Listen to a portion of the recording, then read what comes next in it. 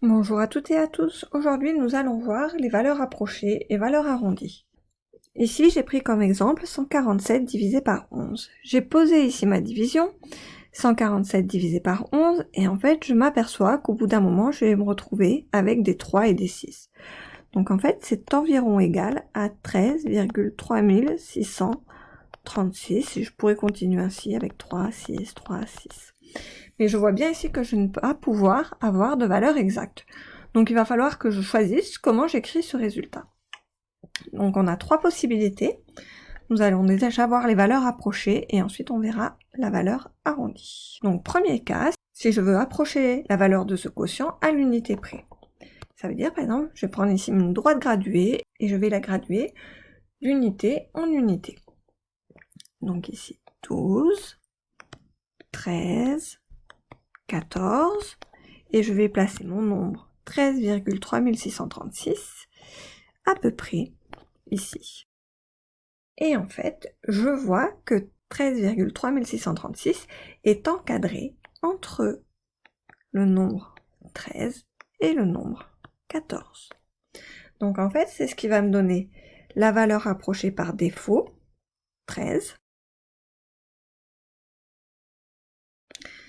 Donc défaut, puisqu'en fait, elle est en dessous. Il y en a un peu moins que le nombre de départ. Et 14, ma valeur approchée à l'unité près, par excès, puisqu'elle est plus grande. Ici, je vais donner la valeur approchée de ce quotient dixième près. Ça veut dire que je vais graduer ma droite de dixième en dixième. 13,2, 13,3, 13,4. Mon nombre se situe à peu près ici. 13,3636. Et je vois qu'en fait, je peux encadrer ce nombre entre 13,3 et 13,4. 13,3 est la valeur approchée au dixième près par défaut. Et 13,4 est la valeur approchée au dixième près de ce nombre par excès. On peut faire de même au centième près. Donc ça veut dire que je gradue ma droite graduée de centième en centième, 13,35, 13,36, 13,37. Je place mon nombre, qui va être à peu près ici, 13,3636. Ici, c'est à peu près la position de mon quotient. Donc je vois ici que mon quotient va être compris entre 13,36, qui est la valeur approchée au centième près par défaut,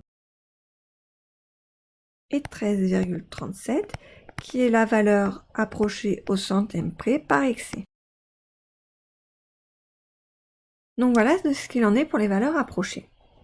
Ensuite, on va voir les valeurs arrondies, parce que souvent dans les exercices, on vous demande d'arrondir la valeur.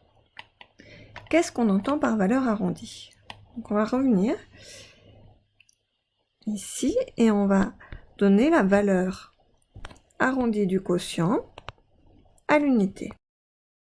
En fait, la valeur arrondie à l'unité, donc ça va être un nombre à l'unité près, donc ici un nombre entier, soit 13, soit 14, qui est le plus proche de mon estimation du quotient. Et ici, on voit que 13, c'est le plus proche puisque j'ai moins de distance qu'entre mon nombre et 14. Donc ici, la valeur arrondie à l'unité, c'est 13. Si je donne la valeur arrondie au dixième près,